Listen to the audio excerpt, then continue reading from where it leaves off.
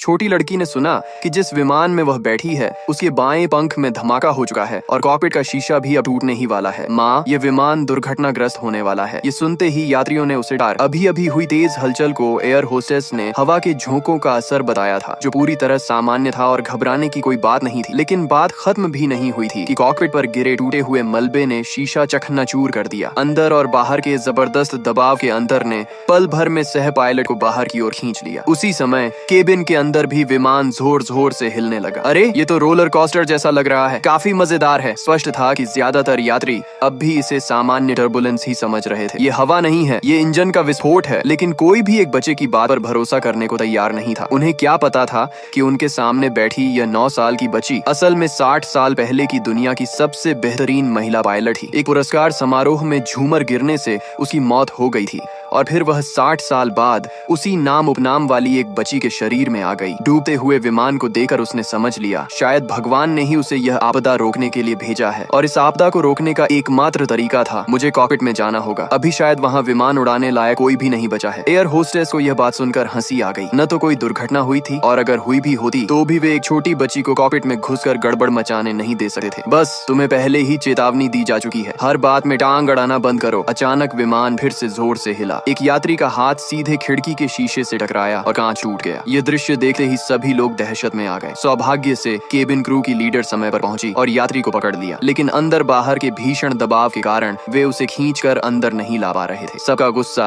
अब उस छोटी लड़की पर उतर आया। शीशा टूटने से केबिन की ऑक्सीजन तेजी से निकलने लगी और आपातकालीन सिस्टम तुरंत सक्रिय हो गया। सभी लोग जल्दी जल्दी ऑक्सीजन मास्क पहनने लगे। लड़की जानती थी अगर अब भी देर हुई तो न सिर्फ उसकी माँ मरेगी बल्कि विमान में बैठे लगभग 200 यात्री भी। अगर सच में भगवान ने उसे यह आपदा रोकने के लिए भेजा है तो उसे सबको बचाना ही होगा। इसी बीच कॉकपिट में मुख्य और सह पायलट पूरी तरह जम चुके थे। उनके शरीर पर बर्फ जम गई थी। यात्री को अब भी खींचकर नहीं लाया जा सका। अगर यह यूं ही चलता रहा तो उसका एक हाथ कटना तय था। केबिन क्रू की लीडर ने एयर होस्टेस को आदेश दिया कि तुरंत कप्तान को फोन करो, लेकिन फोन पर कोई जवाब नहीं मिला। कॉल नहीं लग रही, कोई भी फोन नहीं उठा रहा। यह सुनते ही यात्रियों में और ज्यादा घबराहट फैल गई। अगर कप्तान से संपर्क नहीं हो पा रहा तो जरूर विमान में कोई बड़ी गड़बड़ हो चुकी है। एक महिला ने अपने बेटे से मदद मांगने की कोशिश की जो एविएशन यूनिवर्सिटी में पढ़ता था। सब्सक्राइब करें लो, पार्ट 2 जल्द आएगा।